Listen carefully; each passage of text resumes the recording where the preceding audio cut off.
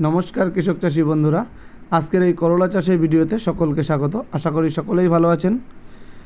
তো এই করলা চাষ আমাদের কিন্তু অনেক লাভজনক চাষ। একদম অল্প সময়ে করলার প্রচুর ফলন পাওয়া যায় এবং তুলনামূলক কম খরচে কিন্তু প্রচুর ফলন পাওয়া যায় এবং প্রচুর লাভবান হওয়া যায়।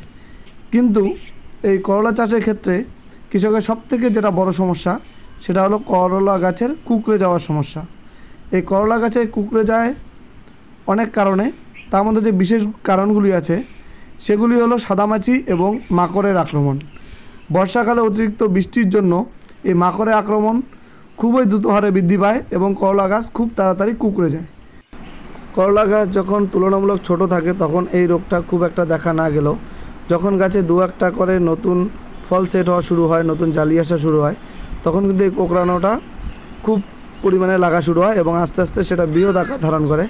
তো যাদের গাছ ছোট তারা শোষক পোকার যে ওষুধগুলো আছে সেগুলো ব্যবহার করে যাবেন, 7 দিনের ইন্টারভালে ব্যবহার করে যাবেন। যেমন ল্যান্সার গোল্ড বা অশ্বিন এই ধরনের ওষুধগুলো আপনারা ক্রমাগত ব্যবহার করে যাবেন।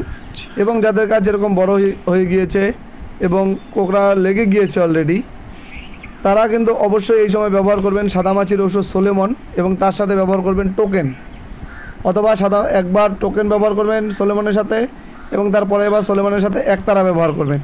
এইভাবে 3 থেকে 4 দিনের গ্যাপ দিয়ে দুবার স্প্রে করুন। দেখুন আস্তে আস্তে গাছগুলো ক্রমাগত ঠিক হতে থাকবে।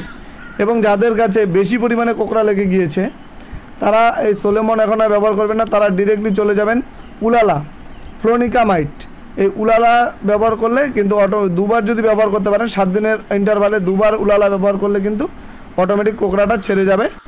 এরপর যাদের কাছে প্রচুর সংখ্যায় ফল আছে, একদিকে ফলমাছি ফল হলুদ করে দিচ্ছে অর্থাৎ লেদা পোকার জন্ম দিয়ে দিচ্ছে এবং গাছও কুঁকড়ে যাচ্ছে, তারা ডিরেক্টলি ব্যবহার করবেন অ্যাপাচে। এখানে আছে ফ্লোনিকামাইট অর্থাৎ উলালার টেকনিক্যাল এবং তার সাথে আছে ফিপ্রোনিল। এটা একদিকে লেদা পোকা আটকাবে, ফল হলুদ হয়ে যাওয়া আটকাবে এবং এই ফ্লোনিকামাইট আপনার এই কুঁকড়ে যাওয়ার সমস্যাটাকে দূর করে দিবে। এছাড়াও যাদের এইভাবেও ছাড়ছে না তারা ডিরেক্টলি চলে যাবেন বোমটেট। এই বোমটেট একটি জৈব ঔষধ, এই লঙ্কা এবং করলাতে খুব সুন্দর কাজ করে।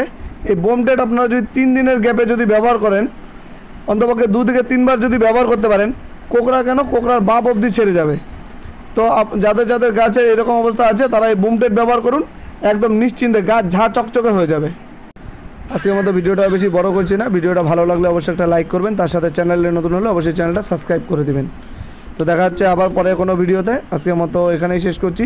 ভিডিওটা সম্পূর্ণ দেখার জন্য অসংখ্য ধন্যবাদ।